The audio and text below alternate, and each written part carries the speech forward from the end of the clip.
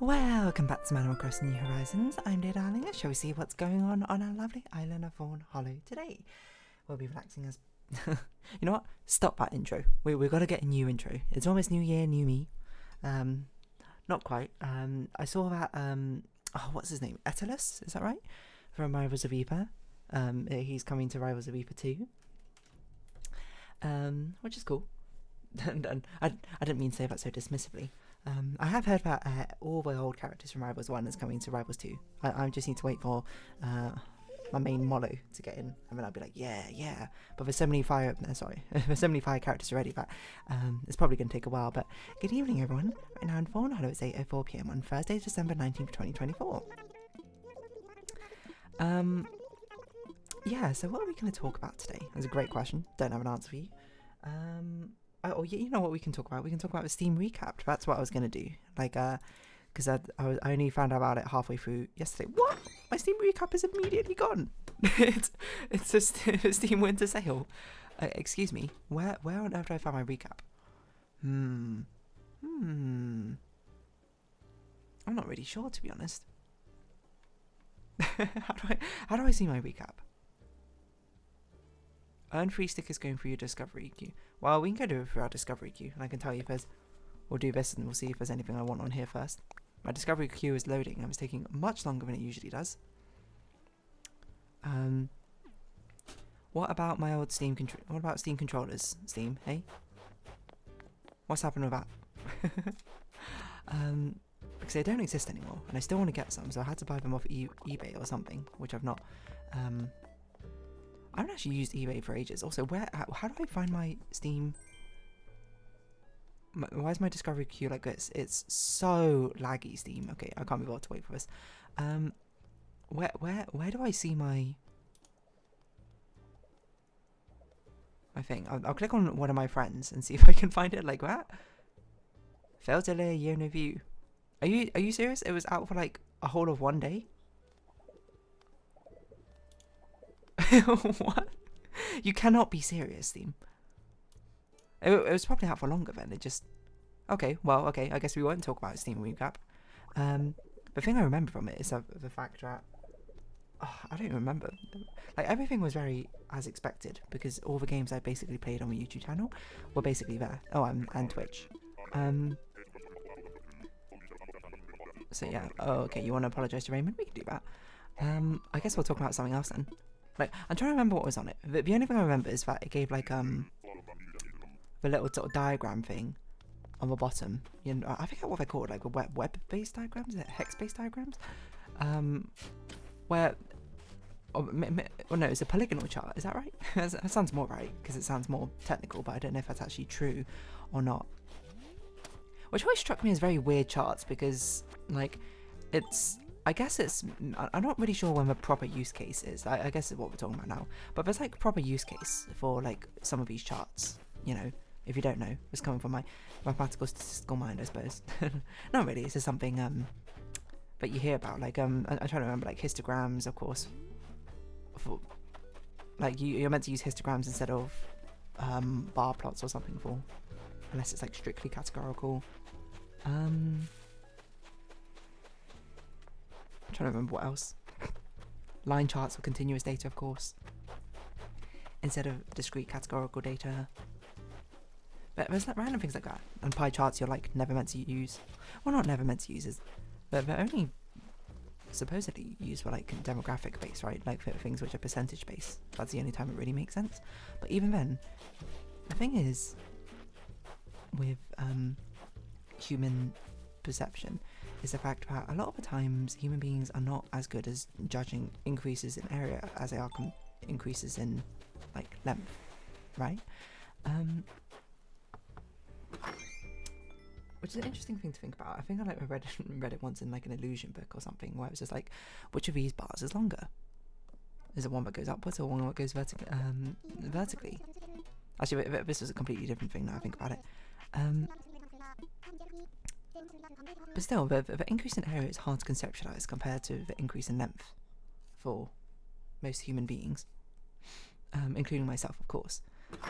So I always find it interesting, this sort of hex-based graph of what it's meant to represent, because presumably, you know, what you want in a graph which has relationships between the different axes is that moving on. Wait, I'm trying to think what I'm trying to say. Hold on. But the thing with a hex-based graph is the fact that moving something out in one direction, perception-wise, almost seems to affect the other. Because what is the benefit to using this hex-based graph for 6 discrete categories compared to just using like a bar chart or something, like in 6 different demographics, or like a 6 box plots? That doesn't really make sense because that's not it's not like a collection of data. Like it, because when you use this hex thing is when you got 6 different things you need to represent on a scale, and the only time it makes sense is if that scale, I suppose, is the shared scale between all 6 different categories, right? So 101 is the same as 100 in the other. But also, there's a large part with perception here, where if one of them was at like 100, like, okay, because it ends up creating an area of a chart, people tend to judge things based... Wait, did I not even give a present to Raymond? Oh, it's because he was cooking, right? He gave us a recipe. People will judge things based off the area of a chart, because presumably bigger area means that it's higher in more categories compared to smaller area, right? That's definitively what I think it means, but I feel like there's some sort of perception in there where when the categories adjacent to a topic being higher make it look like that actually suits you unbelievably well, Raymond. Probably because it's the same thing that you usually wear except for striped, right? You do look like you work in a cinema right now, though. But the categories adjacent to the category you're looking at being higher perceptively makes that category look higher? Is that true? Now I think about it, because maybe it doesn't. But like my thinking is like, because the area stretches out in that direction, you know, something being 150, 100 will make the 50 look bigger than something being at 0, 50, 0, right? Despite the fact that they should be the same. So is the only time to use these sort of hex charts is when you have like relationships between each of adjacent category? Is that the only thing that makes sense? I don't know, hold on, let's see. Wikipedia hex chart? Is that what it's called? No. Polygonal graph. Polygon circle graph, is that it? No, this is graph theory graph. Maybe chart. Data chart? Oh, radar chart, there you go. Graphical method of displaying multivariate data in the form of a 2-dimensional chart of 3 or more quantitative variables representative axes on the starting point. Yes. The relative position and angles of the axes are typically uninformative. Right, it's like, okay, so you don't use a radial chart for the position of the axes, which feels like a waste, doesn't it? Because what is the point of doing that compared to then just having them all out like horizontally online? This is a learning experience, by the way. This is no longer discussion, because I thought I had a discussion point, but I realised I didn't have any basis to back it up on. So now I'm just sort of reading about it instead. Various heuristics such as algorithms that plot data as a maximal total area can be applied. Okay, so it is to do with area. But it almost feels disproportionately so, because of the fact that... Actually, is that true? I was going to be like, doesn't this mean that we need the adjacent axes to be related to each other? But I don't think that's necessarily true. Because in my mind, one influences the other. But it's more so that any of them will influence the area, obviously, but it would be proportional. That increasing 2 by half the amount would probably increase more than the area more than 1 by the full amount. Which I guess is kind of what you want, right? Because it's meant to do... Because I guess you're meant to use this in a way which you are trying to, not maximize, but better in all categories equals bigger area, is perhaps the most colloquial way I'll speak about it. Let's see, applications. But I feel like it's often, because it's a very pretty looking chart, I'm not gonna lie, it feels like a much more formalized version of like a whatchamacallit, pie chart, right? People love pie charts, but pie charts are only very useful in a specific situation of like demographics and proportional data of a whole. Radar charts can be used in life sciences to display the strengths and weaknesses of drugs and medication. Control of quality improvement to display performance metrics. I guess that makes sense. That makes sense. It's well, when you want, really you should be going from it backwards. It's like you should think about what you want the area to represent, and in this case it would be the overall performance of something. And then the different axes which branch off of it are all different metrics which can affect how something performs. In this case they use like the performance of a car, and they have like different car metrics coming off of it. Then it's much more visual, where you can judge by the size of the area how good quote quote one is compared to the other. I think that makes sense. Because I have seen them, I feel like I've seen them used in all over the place, and some, which make sense and some which don't. But now I think about it, I think the ones which probably use them incorrectly, are the ones that I'm thinking about when I'm just like, I don't see, not I don't see the use of it, but I'm like, I'm not sure why you would use this necessarily. But seeing it as like a metric here of evaluating like car performance or baseball performance makes sense to me, because I have seen it used for like people performance, I suppose. But I feel like you always see them after like it's like personality tests or whatever. Except for this is a big problem, which I'm now realizing. I don't have a specific example, so really I'm sort of, if anything, I'm creating a straw man here just to argue with it. Is when they invert the axes, right? It's when they invert the axes, which completely defeats the point of increasing area equals good, where it's like decreasing area for this one axis is good, but all the others increasing is good. That makes no sense. And also when they don't scale the axes to be sensible with each other, because I guess by definition all of these metrics need to be able to be rated along the same scale. Like you can't have things which go up from like 1 to 1,000,000 on the same scale as 1 to 10, obviously. I mean, by definition it would work, but also I would say that you should normalize all your data. Not like as a general rule of thumb, but I suppose when you use this chart. Again, I don't know if this is true. I don't really work with charts all that often, if ever, so really this could all just be false for what I know.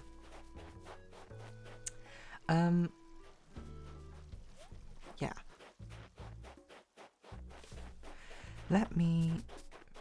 Well, I don't know. Is that like a general rule of thumb when you're meant to use all these sort of different graphical data charts? When to use data chart? I bet XKCD has done something. Hold on. XKCD data chart. Every data table. No, that's not what I mean. Category charts, is this it? Flow chart. No, not what I mean. Scatter plots. Wait, is this all the comics which have scatter plots in them? Genuinely. Okay, XKCD. Fair enough. But what are you trying to show? Google Cloud has a website. Okay, fair enough. Let's see what Google Cloud's article is about this. We'll look at this helpful infographic instead of actually trying to read something, because it's a bit difficult to read an article and talk about it at the same time. Categories? Column chart. A column chart, that's what it's called. I kept calling it a bar chart. Well, actually, okay, column chart is what I was picturing. Bar chart is a horizontal version of a column chart. Group column for discrete things. Because I remember very distinctly back in primary school, it was something like we were making charts or something. And for whatever reason, like in year 5 or something, my teacher was just like, oh, you should not put spaces between the columns in this bar chart. And I was like, why? And she said, I can't remember what she said exactly, but it was like, she told me the word histogram, to be fair, and I was like, oh, so I should make it a histogram. But the thing is, I don't remember if the thing I was charting actually was continuous data down the bottom. I think it was discrete. So really, that's just more of a matter of presentation. If it's discrete categorical data that you have along one axis, I don't really think it should matter if it's considered well, it can't be a histogram, right? Because a histogram needs to be defined by the edges of a bar. And that's another thing with a histogram, which also makes it very strange as well, because histogram's another area-based chart.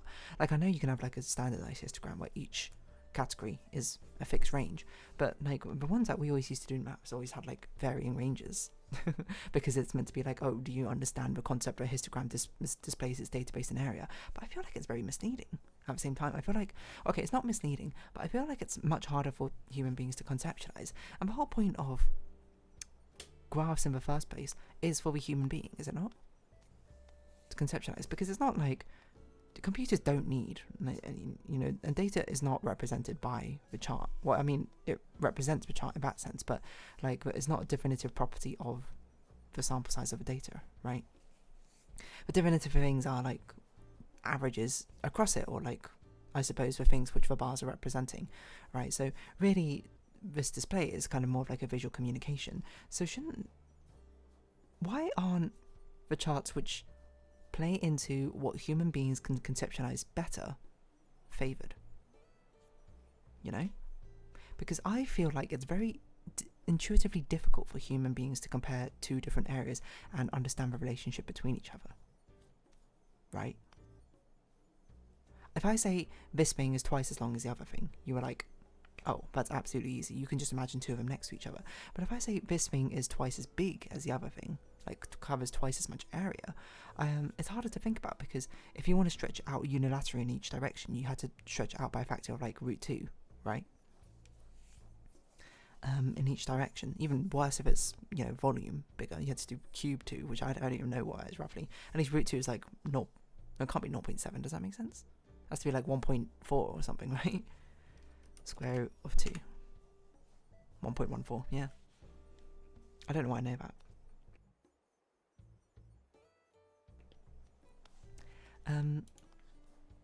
But that's much harder to conceptualize something stretching of 1.4 times in both directions compared to something being directly double just next to each other, you know? Now I understand there becomes a point where like it's no longer reasonable to display something in an area size, in a length-based size, because what if the things you're comparing up like crazy big, like you're comparing 1,000 to like 6 or something, then you might want to, you know, well, one, I suppose, rethink the different categories that you're splitting things up by, but two, then it maybe makes more sense as an area, because it's like you can't have a bar chart with just like one that goes up to 1,006. Either you had to like scale it by like log or something, but even then that's like another layer of abstraction, because I feel like human beings are also not very great at understanding logs and indices intuitively. I'm not saying that human beings can't understand it. I'm just saying I don't think it comes as naturally, right? Anyway, bubble chart's an interesting one, because some of them are very much like, they look cool, if anything, and I think bubble chart's definitely one of them as well, because I feel like it's hard to understand the core concept when you look at a bubble chart, right? Maybe, no, I'm not sure.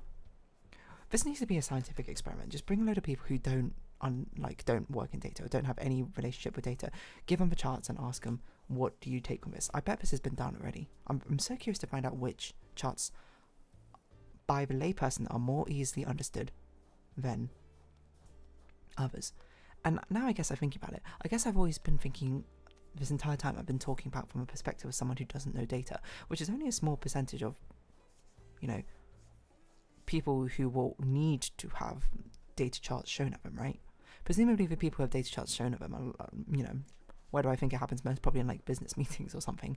In which case presentation of information is a key portion of it, but at the same time everyone there probably has a familiarity with what a bar chart represents, right? It doesn't matter so much if you have no relationship to data, math sciences or anything in your day-to-day life and you can't read a bar chart, I guess. Well, I guess it matters in the sense if it's used like in a newspaper or something, but I think that's okay if you don't get the exact, or if you misinterpret like a stacked heap area chart or something, right? Maybe that's okay. We can't learn everything after all. I basically come full circle around on this topic. I don't know where I started, but I didn't end up where I started. I can tell you that much. Anyway, on that note, I'm going to round this episode off here. So if you have been watching, thank you very much. It's been Animal Crossing New Horizons. I've been Dear Darling. Likes, comments, subscription, shares greatly appreciated. Socials, Discord down below. Hope we see each other again, but for now it's our farewell. So until next time, bye bye for now.